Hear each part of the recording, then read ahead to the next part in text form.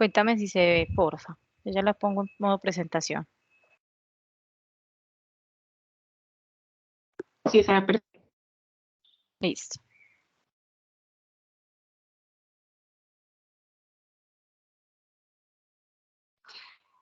Ahí hace falta ponerlo en modo de presentación y ya, porque aún se ven en el modo de las diapositivas. Ahí la tengo en presentación. Sí pasa. Sí. Sí. Listo, y ya inició la grabación.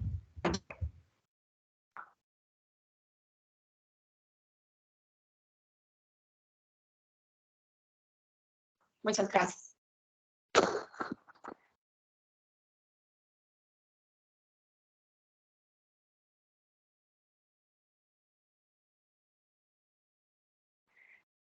Bueno, vamos a comenzar. Buenos días para todos.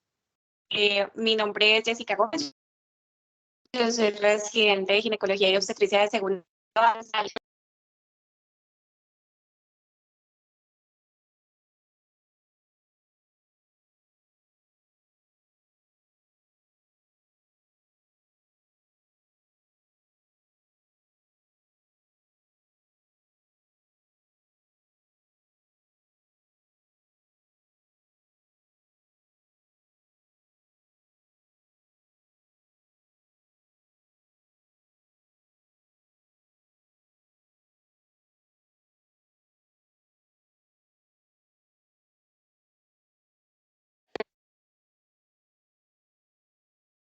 Hola, Joa.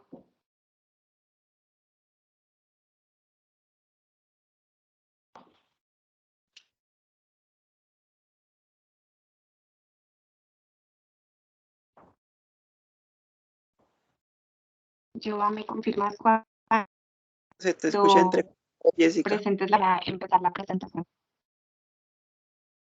Sí, ya la tengo en generalidades, pero no te escucho bien. Entonces no. Ahí me escuchan bien.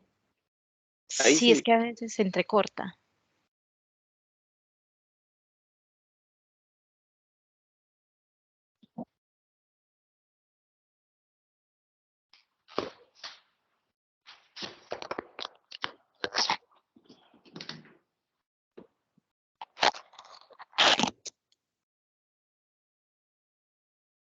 Hola, ¿me escuchan mejor ahí?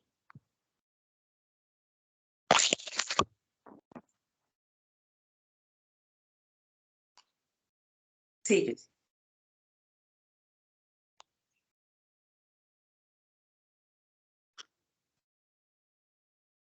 Joa, ¿me confirmas si me escuchas, por favor? Sí, ahí te estoy escuchando, Jessy. Perfecto, yo todavía no veo la pantalla para que me ayudes con eso, por favor. Voy a volver a presentar. Yo sí la tengo. Espérame, porfa. Vale, tranquila. Espérame, yo vuelvo a compartir y me confirmas.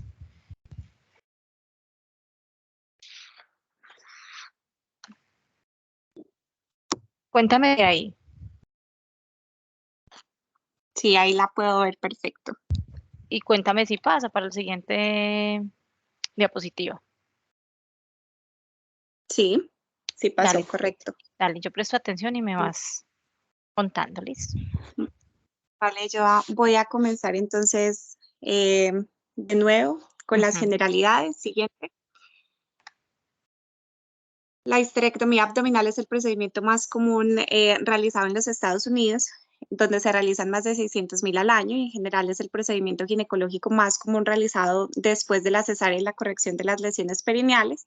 Y como vemos, ¿cierto? Casi el 90% de las histerectomías se realizan por indicaciones benignas y la mayoría para mejorar la calidad de vida de la mujer.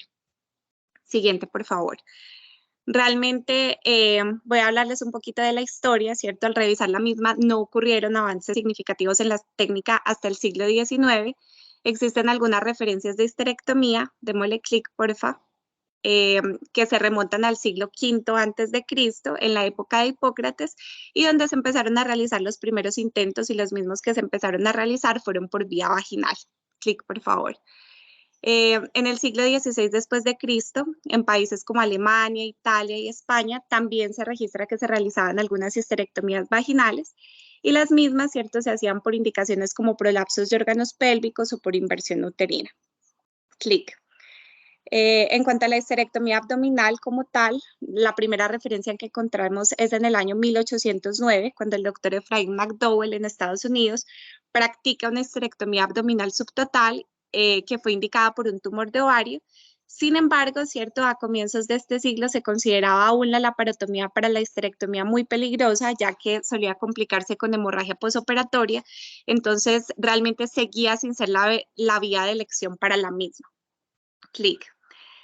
Otro avance importante fue a mediados del siglo XIX, ¿cierto?, en el cual un cirujano inglés, el Dr. Head, fue el primero en hacer la ligadura de las arterias uterinas, pero posterior a esto pasaron casi 50 años para que lo pudiéramos hacer en una práctica común. Y en este momento, clic, también se empezó a refinar la técnica con el uso y el perfeccionamiento de la anestesia, de la antisepsia, el uso de la posición de Trendelenburg para mejorar la visión del campo quirúrgico y las ligaduras alrededor de los grandes vasos. Clic. Ya a finales del siglo XIX, poniendo en práctica todo, ¿cierto?, lo anterior, y ya con más experiencia en la práctica de esta cirugía, en el Hospital Johns Hopkins se logró reducir la mortalidad del 5.9% asociada con este procedimiento. Clic.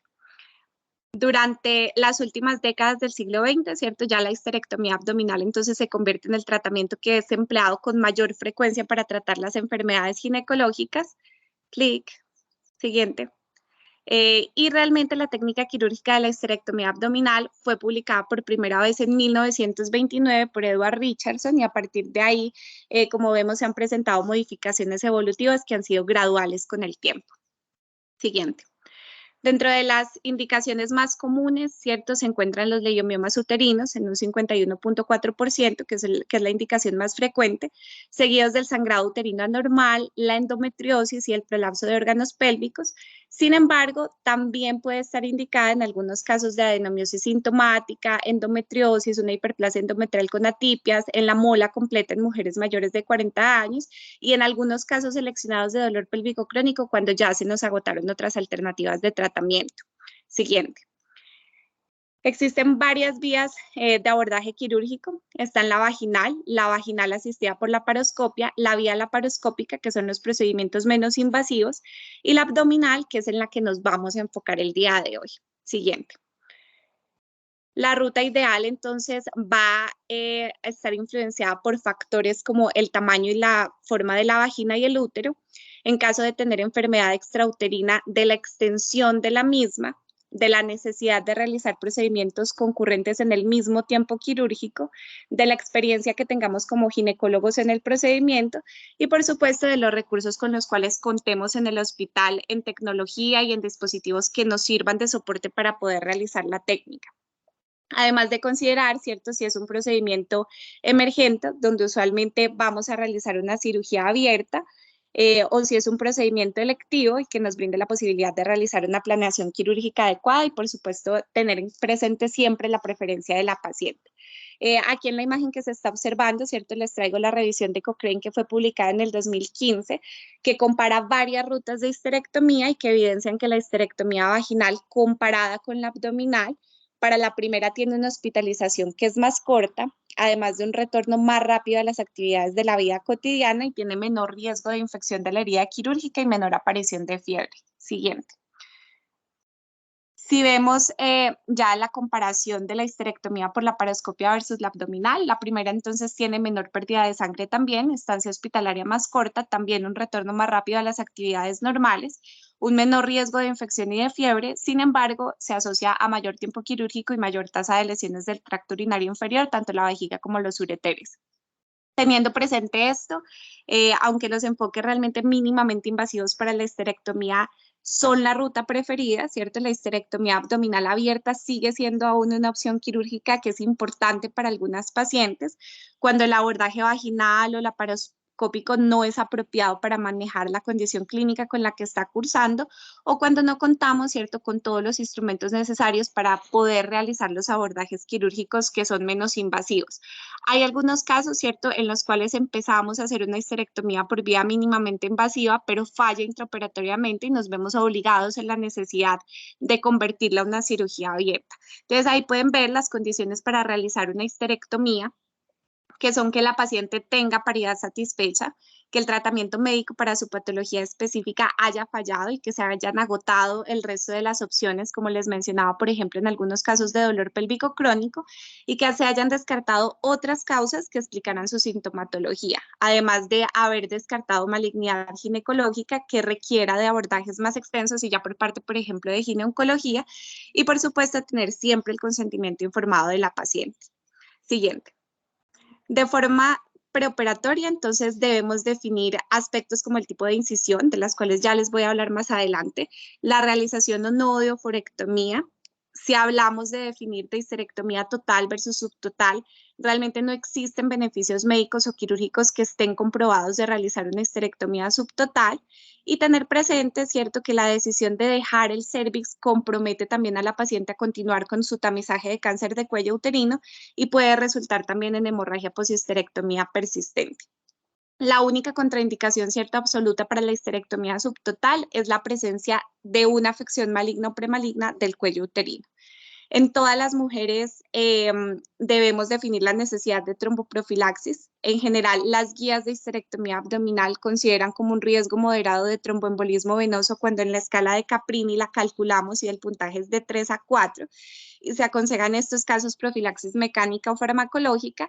Y la excepción a esto, ¿cierto?, serían las mujeres de bajo riesgo, que al calcularles la escala nos dan puntuaciones de 1 a 2, que van a ser usualmente mujeres menores de 40 años que no tienen otros factores de riesgo adicionales.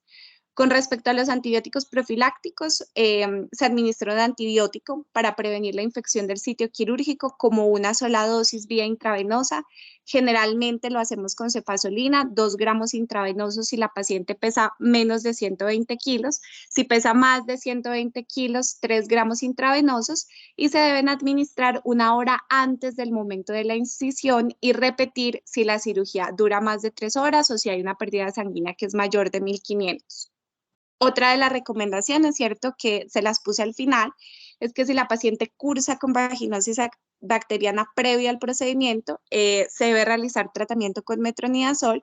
Sin embargo, y esto es importante que lo tengamos presente, no es necesario que realicemos un tamizaje de la misma de forma rutinaria, solamente lo vamos a hacer, ¿cierto?, si la paciente, el tratamiento pues estaría indicado si ya tiene el diagnóstico de la misma. Siguiente. Para comprender la técnica quirúrgica, entonces voy a recordarles lo básico que debemos tener presente acerca de la anatomía uterina. Siguiente. El útero es un órgano muscular, es hueco, es piriforme y de paredes gruesas y se encuentra localizado en la pelvis. Usualmente va a estar en anteversión, ¿cierto? Y se va a dividir en 2 porciones principales. Démosle clic. Como vemos, el cuerpo, ¿cierto?, forma los 2/3 superiores, va a tener 2 porciones, el fondo, que es la porción que vemos más redondeada del cuerpo, que se sitúa superior a los orificios de las trompas uterinas, clic, y el istmo, ¿cierto?, que es la región del cuerpo relativamente contraída, que se adelgaza y que se va a encontrar inmediatamente por encima del cuello uterino.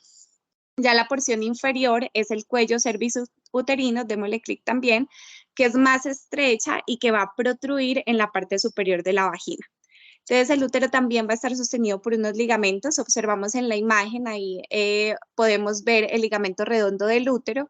Demos nuevamente clic, la trompa uterina que está posterior y tenemos además, clic por favor, el ligamento propio del ovario. Aquí vemos también el ligamento infundíbulo pélvico, también llamado como ligamento suspensorio del ovario, que es importante no solo por su sostén, sino también vemos que ahí pasa la irrigación, pasan las arterias y las venas ováricas, siendo las arterias ováricas ramas directas de la aorta.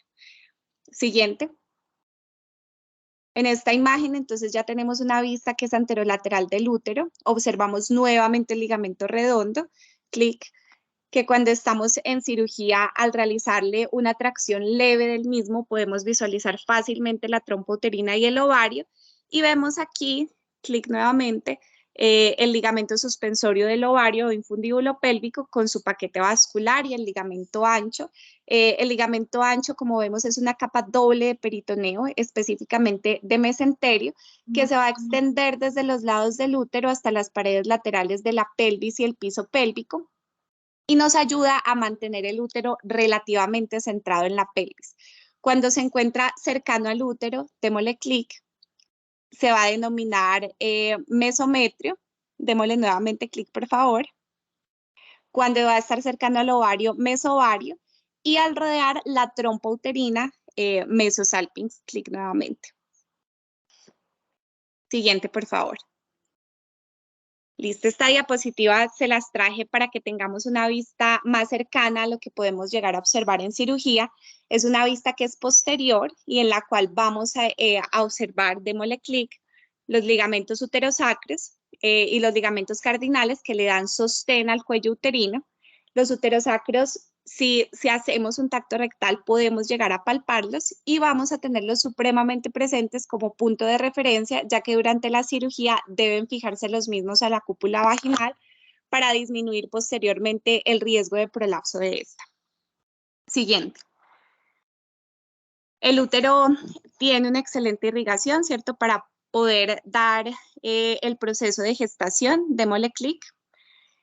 La arteria uterina viene de la arteria ilíaca interna y discurre por todo el cuerpo del útero. Y vemos en la imagen, ¿cierto? Aunque no les puedo señalar, que hace un ingreso a nivel del orificio cervical interno, que es por donde vamos a hacer la toma en el momento de la cirugía. Y posteriormente, démosle clic nuevamente, se van a estomosar con ramas tanto de la arteria tubárica y de la arteria ovárica, las cuales también van a generar aporte colateral al útero. La arteria ovárica, démosle clic, desciende, ¿cierto?, a lo largo de la pared posterior del abdomen y va a llegar por el ligamento infundíbulo pélvico y debemos recordar que es una rama directa de la aorta. Entonces es fundamental, ¿cierto?, que en el momento de ligar este pedículo lo hagamos muy bien y revisar que quede con adecuada hemostasia por el sangrado que puede llegar a presentar, lo mismo que la arteria uterina. Clic nuevamente. Bueno, las venas uterinas, ¿cierto?, discurren también por el ligamento ancho y drenan en el plexo venoso uterino, que se va a formar a ambos lados del útero y de la vagina y van a drenar finalmente a las venas ilíacas internas. Las venas ováricas que drenan el ovario van a formar un plexo venoso que es pampiniforme, que ya está señalado ahí, en el ligamento ancho cerca del ovario y de la trompa uterina a cada lado. La vena ovárica derecha va a ascender para drenar en la vena cava inferior y la izquierda va a drenar en la vena renal izquierda. Las venas tubáricas entonces también van a drenar en las venas ováricas y en el plexo venoso uterino. Siguiente. Les voy a hablar entonces ahora sí de la técnica quirúrgica. Siguiente. El primer paso antes de la cirugía es que preparemos a la paciente. Es muy importante tener una adecuada comunicación con la misma previa a iniciar la cirugía, presentarnos, resolver dudas, verificar si tiene el consentimiento informado, indagar sobre aquellos aspectos que no nos quedan tan claros de la historia clínica, principalmente en los casos en los cuales no hubo una consulta previa con el mismo médico, que es lo que pasa usualmente, ¿cierto? Que nos vienen programadas por otro ginecólogo y ese es el primer contacto que realmente tenemos con la paciente. Siempre debemos verificar los equipos con los cuales contamos y en caso de que encontremos inconvenientes de los mismos o problemas de la instalación, debemos evitar en la medida de lo posible, ¿cierto?, hablarlo en el quirófano delante de las pacientes. Y en cuanto a la posición, las pacientes suelen estar en decúbito supino con los brazos a los lados durante la histerectomía abdominal. Podemos apoyarnos en el área de anestesia para garantizar que tengan un acolchado adecuado, prestar atención especial al grado de rotación de las extremidades, a la flexión de las articulaciones, para prevenir la neuropatía posoperatoria y las lesiones cutáneas relacionadas justamente con la posición de la paciente.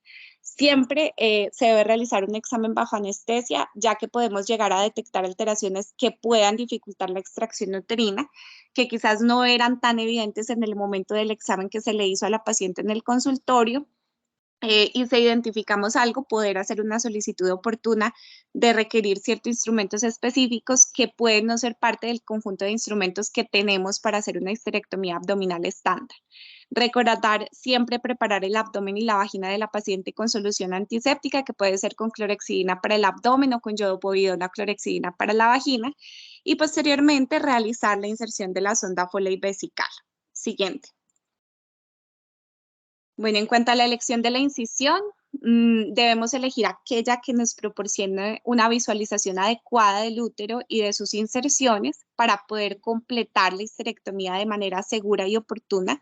En general, se prefiere la incisión tipo Fan Steel, que es la primera que vemos en la imagen, a las incisiones verticales o medianas, que es la última, debido a su resistencia a la tracción, que es comparativamente mayor, y en la cual tenemos con el Fan Steel cierta mayor experiencia como ginecólogos. Las incisiones verticales son menos atractivas desde el punto de vista estético para la mayoría de las pacientes, pero tienen la ventaja de que produce menor pérdida de sangre en comparación con las incisiones transversales, y el mayor beneficio de las incisiones verticales es la relativa facilidad que tenemos para poder expandir el campo quirúrgico y explorar también la parte superior del abdomen. Por esto realmente la utilizamos más en los contextos de emergencia que para cirugías selectivas. Tenemos entonces la primera, ¿cierto?, que es la incisión de Fan Steel, que se describe como una incisión que es transversal, se realiza 3 centímetros por encima del pubis, va a ser ligeramente curva y suele tener de 10 a 15 centímetros de largo. Lo que vamos a hacer aquí es separar el músculo recto en la línea media ya para poder acceder a la cavidad abdominal. También está la incisión de Cherney, en la cual tanto la piel como la fascia se dividen transversalmente, como en la incisión de Fan Steel, pero en esta se van a liberar los músculos rectos en su inserción tendinosa en la sínfisis del pubis, y luego esos músculos rectos se retraen en dirección cefálica para poder mejorar la exposición. Esta incisión realmente nos proporciona un excelente acceso al espacio de retius y a la pared lateral pélvica. En algunos casos, por ejemplo, en los cuales se realiza una incisión de Fan Steel y se encuentra que no es lo suficientemente grande para poder exponer áreas profundas en la pelvis que tengan alguna alteración y necesitemos mucho más espacio, el enfoque más seguro sería completarla con una incisión de Cherney. Sin embargo, pues es para casos muy seleccionados y se realiza de forma ocasional. También tenemos la incisión de Maillard, que es una incisión de corte muscular transversal, en la que todas las capas, ¿cierto?, de la pared abdominal inferior también se inciden transversalmente. Y esta incisión entonces nos proporciona una excelente exposición pélvica y va a ser utilizada para algunos tipos de procedimientos radicales. Entonces es más común que lo utilice, por ejemplo, ginecología. Una vez nosotros realicemos la incisión de la fascia, debemos identificar el borde posterolateral de cada músculo y vamos a realizar la incisión Roma de los vasos epigástricos inferiores. Entonces, hay que ligar estos vasos antes de hacer una incisión en los músculos rectos para evitar justamente el desgarro de los mismos o que se retraigan y la formación de hematomas secundarios. Los dedos del cirujano, entonces, como vemos en la imagen, levantan el músculo recto y se seccionan entre los dedos utilizando electrobisturí. Ya las incisiones verticales, ¿cierto?, que son las finales que vemos en la imagen, nos proporcionan una excelente exposición y se pueden extender fácilmente. Nos proporcionan, como ya les había dicho previamente, una entrada que es rápida a la cavidad abdominal, produce menos hemorragia, mínimo daño nervioso. Sin embargo, la dehiscencia y las hernias en este tipo de incisión pueden ser más frecuentes. Siguiente. Bueno, ahora sí vamos a ver el paso a paso de la técnica quirúrgica. Posterior a realizar esa incisión, la disección por planos, una vez que el abdomen está abierto, entonces procedemos con la exploración sistemática de la pelvis y el abdomen para que evaluemos la anatomía y la extensión de la patología con la que cursa la paciente y por la cual está indicada la cirugía, además de evaluar también otros órganos pélvicos. La mesa quirúrgica la podemos ajustar en este momento, ¿cierto?, a la posición de Trendelenburg, para que los intestinos se desplacen hacia cefálico y nos permitan tener una mejor visualización. Igual en este momento podemos poner los retractores, tanto superior para separar el intestino e inferior para separar la vejiga. Esto va a depender, ¿cierto?, de la preferencia de cada ginecólogo para tener una adecuada exposición del campo quirúrgico. Y podemos poner también 1 o 2 compresas para separar el intestino y asegurar las hojas del retractor superior. El primer paso entonces es elevar el fondo del útero para mejorar la visualización. Para esto se ponen pinzas de kosher o pinzas rectas, incorporando el ligamento suspensorio, la trompa de falopio y el ligamento propio del ovario en cada cuerno. Y posteriormente, entonces, se debe realizar una división de los ligamentos redondos. Siguiente. Les traje aquí este video para que podamos visualizar mejor la técnica. Aquí vemos una vista, ¿cierto? Desde la parte superior. Vemos la toma del pedículo con las pinzas rectas cercano a los cuernos. Podemos tomar en ese momento, ¿cierto? Con una pinza rusa, una Babcock, ¿cierto? O simplemente hacer la toma del ligamento redondo. La idea es que no se haga muy proximal al útero, que se haga aproximadamente a mitad de distancia o 2 centímetros distal del mismo. Y se realiza en ese punto una ligadura de transficción y también se liga, ¿cierto?, la correspondiente arteria del ligamento redondo, que se denomina como arteria de Samson. No sé si le podemos poner stop ahí, porfa, Joa.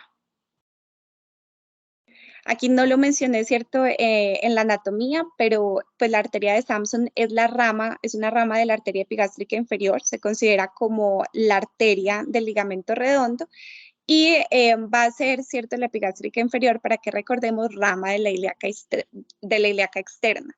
Al terminar esa ligadura, ¿cierto?, no debemos olvidar siempre verificar la hemostasia.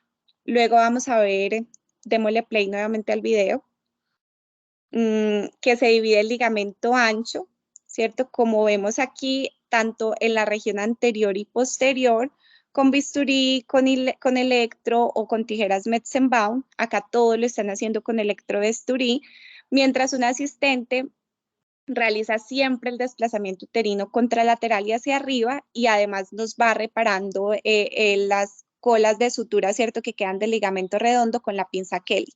Esto nos va a servir para proporcionar tracción, ¿cierto?, durante la sección del ligamento redondo y la disección del ligamento ancho. También podríamos llegar a tomar, ¿cierto?, en conjunto todo el pedículo que les nombré inicialmente, de la trompa, del ligamento propio del ovario, ¿cierto?, y de ese ligamento con el ligamento redondo, pero digamos que al tomar todo el pedículo, ¿cierto?, puede dificultar esta parte que vemos tan clara en el video de abrir el ligamento ancho y obtener el acceso retroperitoneal adecuado. La idea con esto que están haciendo ahí, ¿cierto?, es poder visualizar el uréter de forma óptima, que es lo que quieren lograr para evitar las lesiones del mismo. La idea es solamente lograr visualizarlo, ¿cierto? No esqueletizarlo ni quitarle la vasculatura y repetir exactamente los mismos pasos en el lado contralateral. Ya aquí, ¿cierto? El tercer paso es abrir una ventana en la hoja del ligamento ancho. Si no se planifica la salpingoforectomía, entonces esa ventana en la hoja del ligamento ancho se hace medial al ovario, como está exactamente en la imagen. Ya vamos a ver después cómo lo haríamos en el caso de que se planee una salpingoforectomía, por ejemplo, en una mujer posmenopáusica, donde la ventana la abriríamos, ¿cierto?, más distal al ovario. Lo que hacemos aquí entonces es deslizar el dedo del índice de la mano no dominante a través de la ventana peritoneal. Ahí vemos el orificio, y esto también se conoce como maniobra de Richardson. Puedo ayudarme con el electrobisturí para hacer una pequeña incisión y terminar de abrir esa hoja con el dedo índice, y a través de esa ventana paso una pinza de Gine, que es la que veo ahí. Se reajusta la pinza recta que contiene el pedículo para que las puntas se puedan encontrar en ese espacio, y entre las pinzas entonces se realiza un corte con las tijeras de Mayo y se asegura con sutura de Vicryl a mano alzada y luego con una sutura de transficción también de Vicryl 0, y verificamos siempre la hemostasia. En cuanto a la resección de las trompas, que se las pongo ahí con interrogante, así dejemos los ovarios por la importancia que tienen antes de la menopausia. Al hacer la histerectomía y ya no tener pues la mujer la posibilidad de reproducción, no tiene utilidad que dejemos las trompas, ¿cierto? Y últimamente se habla mucho de la salpingectomía de oportunidad, ya que hay estudios que evidencian que del epitelio de las trompas pueden llegar a surgir tumores de ovario. Entonces, de esta forma, contribuiríamos a disminuir el riesgo de cáncer de ovario asociado. Siguiente. El cuarto paso es realizar el corte y la ligadura del ligamento infundíbulo pélvico o del ligamento propio del ovario con la trompa de falopio. Vemos aquí distinto a la imagen que les mostré previamente, que la pinza gine y ya no la ponemos medial, ¿cierto? Sino que se va a poner más hacia distal por el ligamento infundíbulo pélvico para realizar la salpingoforectomía. Les pongo aquí el punto rojo con alerta de ureter, ¿cierto? Ya que en esta parte es donde tenemos mayor riesgo de lesionar el mismo. Por tanto, el ayudante debe sostener firmemente el útero hacia arriba, que ya lo he nombrado en múltiples ocasiones, pero es supremamente importante e insistir con esto, ¿cierto? Porque nos va a permitir elevar el ligamento y crear un espacio entre el ureter y los vasos ováricos y asegurar que el ureter no se incluya, ¿cierto?, en la toma con esta pinza. Siguiente. En el video entonces vamos a observar que ya se creó la ventana, ¿cierto? Ya se pasaron las pinzas recta y la pinza de gine, se realiza el corte y posteriormente se va a hacer la ligadura del ligamento infundíbulo pélvico, permitiendo hacer entonces la resección en conjunto del ovario y de la trompa de falopio. Se debe asegurar posteriormente el pedículo con la sutura cero, ¿cierto? Generalmente Vicryl, a mano alzada, pasar también una sutura de transficción también con Vicryl, que usualmente se coloca distal a esa sutura a mano alzada para que evitemos lesiones vasculares y hematomas y repetir igualmente el procedimiento en el lado contralateral. Ya ligados todos esos pedículos, ¿cierto? El paso que sigue es hacer una disección del espacio vesicouterino. La vejiga está adherida, ¿cierto?, al cuello uterino y si la paciente tiene antecedente de cesárea, la vamos a encontrar muy adherida al útero. Entonces, no podemos sacar el útero, ¿cierto?, sin descender la vejiga, ya que podríamos tener una lesión vesical asociada. Siguiente. Aquí tenemos una vista desde arriba en el video. Vemos la incisión del espacio peritoneal vesicouterino, que lo podemos completar de forma roma o lo podemos hacer con electrocauterio. Luego ahí lo que se va a hacer es disecar la vejiga del cuello uterino. Se debe elevar el útero firmemente fuera de la pelvis mientras estamos haciendo esa disección. Aquí observamos que todo lo están haciendo con electrocauterio, ¿cierto? Pero también podría hacerse con tijeras de Metzenbauer.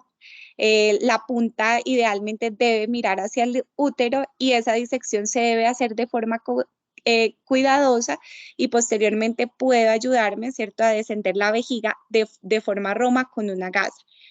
Lo ideal es que para realizar la histerectomía total, la vejiga se diseque completamente fuera del cuello uterino anterior, por debajo del nivel del orificio cervical externo, y lo voy a poder identificar fácilmente, ¿cierto?, porque al tocar lo siento como si fuera un cilindro.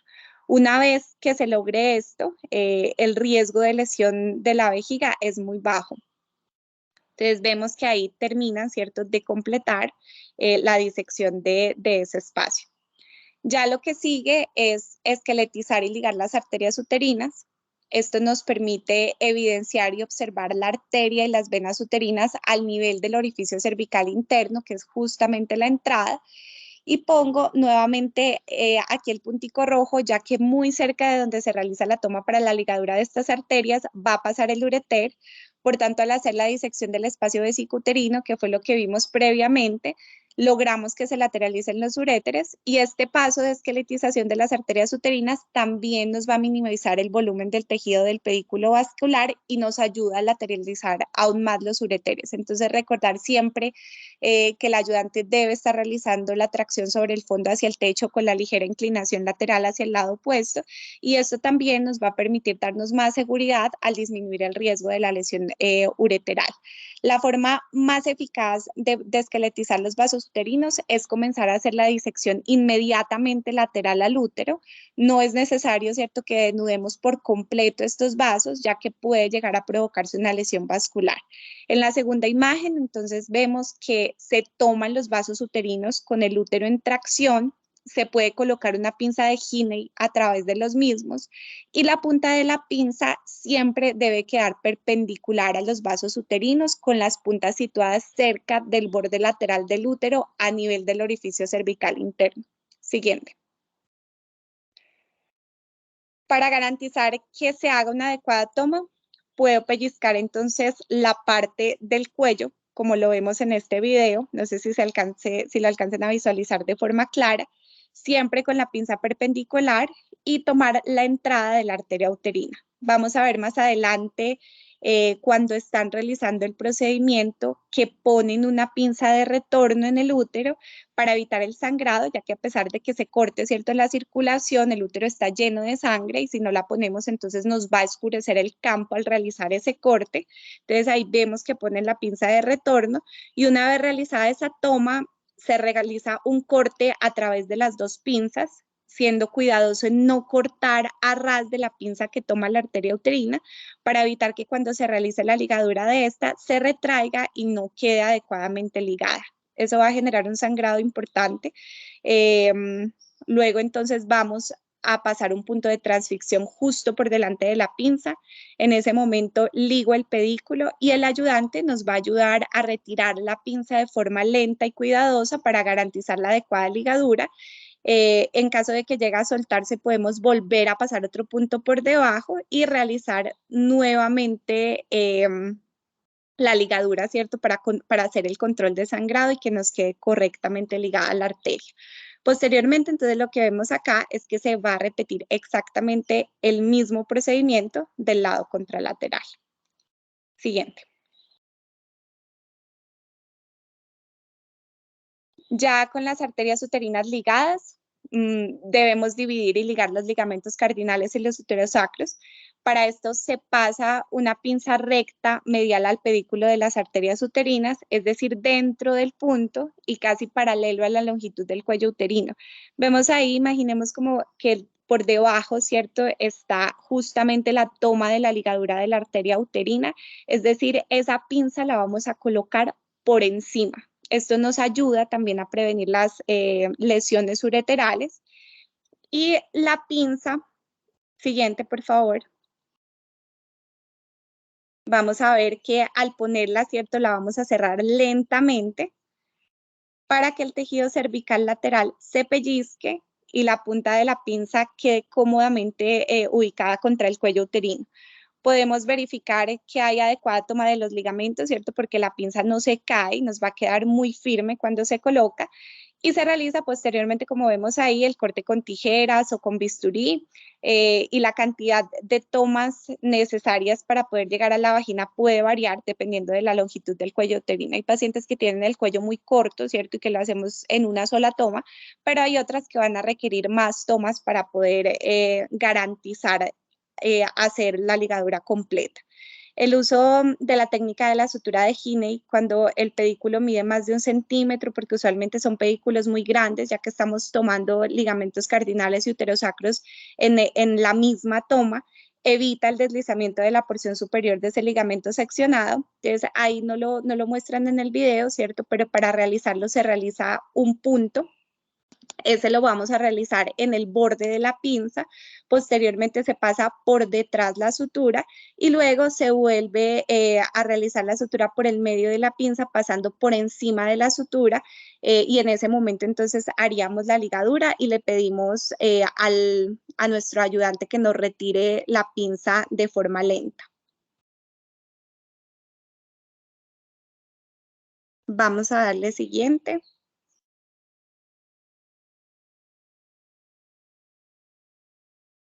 Listo, entonces hasta aquí tenemos entonces todos los pedículos ya separados y ligados. Lo que nos queda realmente es hacer la extracción de toda la pieza.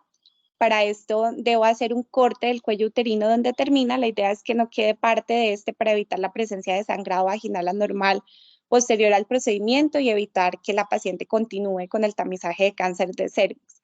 Para este paso, entonces, igual la tracción uterina firme, desde la cara lateral del cuello uterino vamos a colocar 2 pinzas Gine directamente debajo del cuello uterino y apoyándolo firmemente.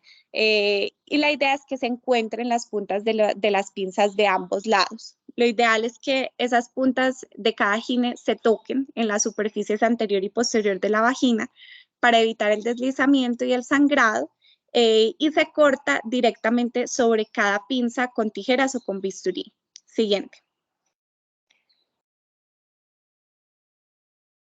Entonces lo vemos aquí en el video. Vamos a observar, ¿cierto?, que posterior al corte, entonces nos va a permitir hacer una separación del cuello uterino y de la vagina. Siempre hay que tener cuidado de no acortar demasiado la vagina y ya posteriormente, como lo vemos ahí, están haciendo el corte, se va a realizar ya la extracción de la pieza completa del campo quirúrgico.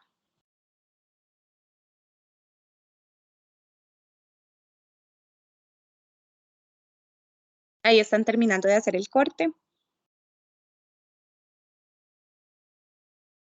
Y ya lo que sigue ahí, démosle siguiente, por favor, es suturar la cúpula vaginal, asegurando siempre el agarre de los uterosacros. Vamos a dar clic nuevamente. Hay diferentes formas en las cuales podemos hacer la sutura de la cúpula. La podemos hacer en 8 para unir la vagina en la línea media. También podemos pasar puntos cruzados y luego puntos continuos. Lo importante es que cuando estemos haciendo la sutura incluya todo el espesor vaginal y se haga un cierre adecuado. La histerectomía se va a completar solamente hasta que el cirujano asegura cada pedículo lateral con una sutura reabsorbible, 0, asegurándose el agarre de los ligamentos uterosacros para evitar que después ocurra el prolapso posterior de la cúpula vaginal. Después de cerrar la cúpula, entonces irrigamos la pelvis, examinamos cada pedículo para comprobar la hemostasia. Si hay sangrado de capilares o de vasos de pequeño calibre, entonces también lo podemos controlar con electrocauterio o con sutura de pequeño calibre en aquellos que no se controlen. Y debemos evaluar también el curso de los ureteres y su relación con las suturas. Y esta verificación de la permeabilidad pues va a ser fundamental si estamos sospechando que hay una dilatación, que hay torsión o que hay atrapamiento ureteral durante la cirugía.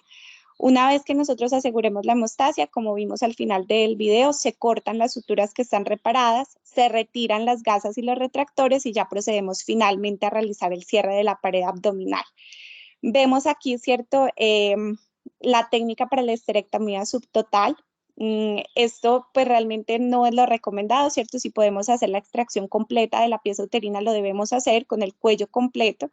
Pero hay algunos casos en cirugías complicadas, por ejemplo, por presencia de miomas en el cuello uterino o un cuello muy largo que no nos permita hacer la extracción completa.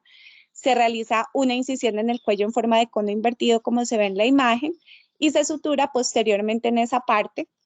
Recordar siempre informarle a la paciente que le quedó parte de su cuello para que continúe haciéndose tamizaje para cáncer de cervix. Siguiente. Bueno, para finalizar esta parte, démosle siguiente nuevamente. Les voy a mostrar este video ya con todos los pasos que ustedes ya los tienen claros. Vamos a ver que con energía avanzada es mucho más fácil realizar la histerectomía al conocer los ligamentos y los pedículos que voy a ligar. Sin embargo, pues no todo el mundo, ¿cierto?, tiene acceso a la energía avanzada, es un recurso que es poco disponible. Aquí vemos la incisión de Fan Steel, se hace la disección igual por planos, la toma de los pedículos con la pinza recta proximal a los cuernos, toman el ligamento redondo de la trompa y el ligamento propio del ovario de cada lado. Aquí están poniendo las gasas, ponen también los retractores y aquí hacen la toma de todo el ligamento infundíbulo pélvico. Para esta técnica no es un requisito que aparte de hacer el corte con este dispositivo de energía avanzada, se haga una ligadura con sutura. Lo importante es que se verifique siempre que haya una adecuada hemostasia, que no quede sangrando el pedículo para poder continuar con el siguiente paso. Aquí estamos observando entonces la ligadura de las arterias uterinas.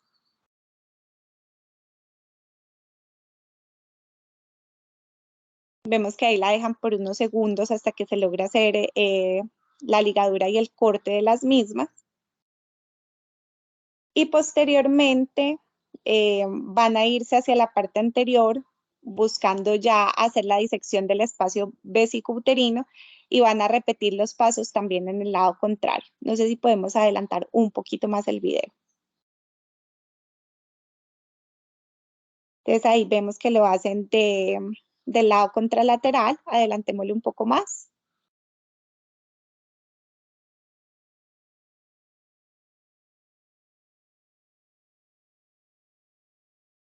Y vemos aquí que hacen la disección del espacio vesicouterino.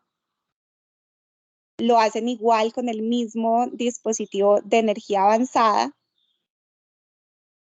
Verifican siempre la hemostasia y al final terminan de hacer el descenso de la vejiga con gasas. Ahí continúan haciendo la disección de ese espacio.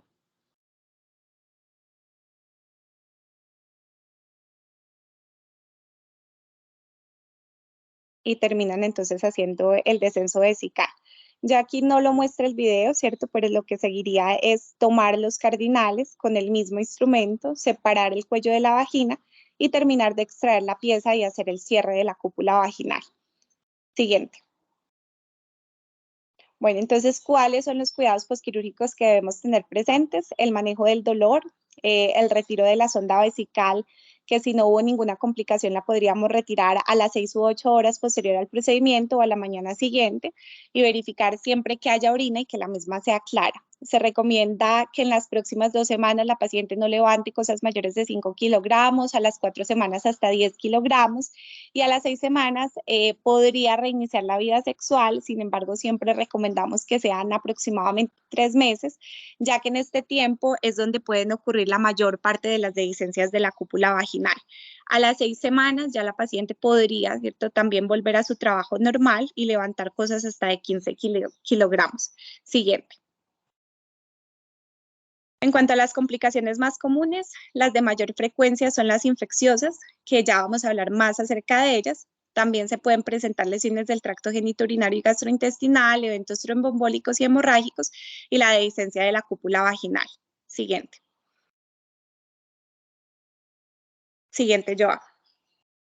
Se pueden presentar complicaciones infecciosas como la celulitis del manguito vaginal, hematoma o absceso infectado, infección de la herida, infecciones del tracto urinario, infecciones respiratorias y cuadro febril. Para este último, es importante que consideremos que no siempre se va a deber a un cuadro infeccioso, sin embargo, debemos descartar el mismo, ya que puede poner en riesgo la vida de la paciente, aunque también puede deberse al solo trauma quirúrgico y ser una respuesta normal a la cirugía. Entonces debemos ser cuidadosos cuando se presente fiebre en la paciente.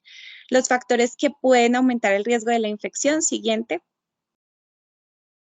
nos van a incluir el estado inmunológico comprometido, la obesidad, la hospitalización, el aumento de la pérdida de sangre, el tiempo operatorio mayor de 2 horas, la malnutrición, el tejido desvitalizado, también comorbilidades como la diabetes y el tabaquismo y la falta de antibióticos profilácticos previos a la cirugía o la presencia de un sitio operatorio que ya esté infectado. Siguiente. Para la prevención entonces de la infección de la herida, además de los antibióticos profilácticos y que garanticemos el cumplimiento de todas las medidas de asepsia y antisepsia, están limitar la hospitalización preoperatoria, evitar la depilación y tener un adecuado control de la glicemia en el posoperatorio. Siguiente. En cuanto a la prevención de las infecciones urinarias, que tienen una incidencia del 0 al 13%, se recomienda que se haga la extracción temprana de la sonda vesical, además de que hacer ese retiro temprano, ¿cierto?, va a permitir también la deambulación de la paciente, por lo cual también disminuiría el riesgo de los eventos tromboembólicos que se pueden asociar. Y antes de realizar la inserción del catéter vesical, tener una técnica aséptica que sea la adecuada. Siguiente. Para la prevención de la neumonía, entonces recomendarles a los pacientes la suspensión del tabaquismo en caso de que sean fumadores, garantizar un adecuado control del dolor y para los pacientes especialmente que tienen hospitalizaciones prolongadas, apoyarnos también por el área de fisioterapia o terapia respiratoria para brindarles estímulos respiratorios durante la hospitalización. Siguiente. Ya en cuanto a las lesiones del tracto urinario, que son muy importantes y a las que más le tememos, ¿cierto?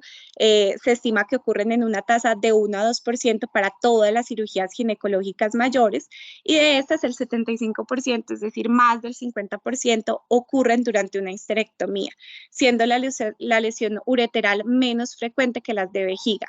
La lesión del uréter es más probable que ocurra durante la disección a lo largo de la pared lateral pélvica, especialmente cuando estamos disecando a lo largo del ligamento infundíbulo pélvico, como también, pero con menor frecuencia, puede ocurrir durante la ligadura de los vasos uterinos. De la lesión de la vejiga, generalmente se va a presentar durante la ligadura de los ligamentos cardinal y uterosacros que están más cercanos a la misma. Estos tipos de lesiones, tanto ureterales como de la vejiga, podrían llegar a ser evidentes en el momento de la cirugía, aunque las lesiones que son de serosa y que no crean un defecto importante del espesor total de la pared de la vejiga pueden llegar a provocar una cistostomía tardía y la formación de fístulas vesicovaginales ya en el periodo posoperatorio. Démosle siguiente. Los factores de riesgo, entonces, que nos aumentan la tasa de lesiones del tracto genitourinario incluyen la cirugía pélvica previa, como la cesárea. Ya dijimos que está firmemente, ¿cierto?, adherido el útero a la vejiga. La hemorragia, la endometriosis, el cáncer, que la paciente tenga grandes masas pélvicas, que tenga leiomiomas y, por supuesto, también la obesidad. Siguiente. El pilar entonces de la prevención de las lesiones del tracto genitourinario está en que identifiquemos adecuadamente las estructuras para evitarlas durante la disección, la colocación del catéter de Foley al comienzo de la cirugía y la verificación del drenaje también. Siguiente. En muchas ocasiones podemos pasar por alto el diagnóstico de una lesión en este tracto genitourinario durante el periodo intraoperatorio y lo podemos llegar a sospechar ya en el posoperatorio porque la paciente empieza a presentar síntomas como fiebre, hematuria, dolor abdominal o que se ubica en la región dorsal, pueden presentar también ilio, algunos signos de ascitis y abdomen agudo, y en estos casos nos podemos ayudar de una cistografía o una taca abdominopélvica con contraste para ayudar a identificar el sitio de la lesión. Siguiente.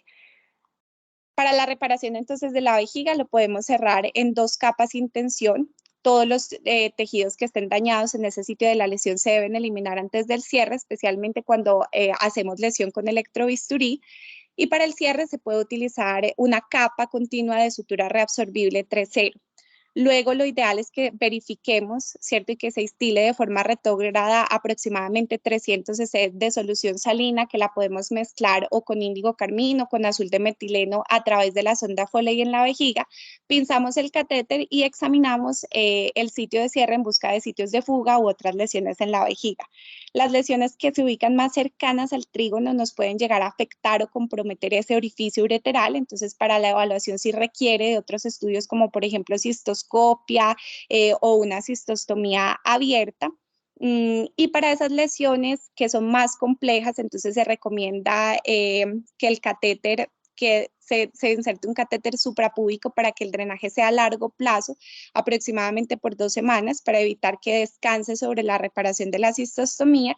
Y en el caso de lesiones simples, por fuera del trígono se puede dejar en la sonda, la recomendación es que se deje por 3 a 5 días. Siguiente.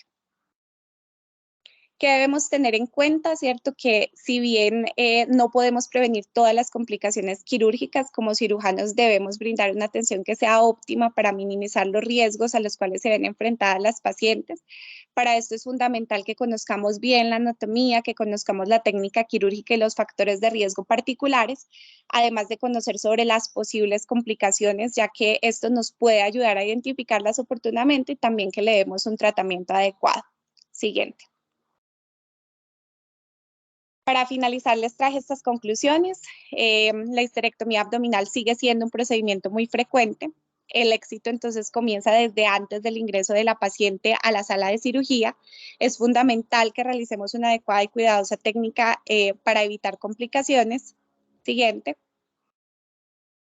No podemos prevenir, ¿cierto?, todas las complicaciones quirúrgicas, pero se deben minimizar los riesgos y nosotros, especialmente como residentes y especialistas en formación, debemos tener una adecuada curva de aprendizaje justamente para disminuir el riesgo de complicaciones. Siguiente. Esto es lo que les traía para hoy. Muchas gracias por su atención. Nuevamente disculpas por la interrupción que tuvimos al principio. Para empezar, y quedo atenta de si tienen algún aporte o pregunta.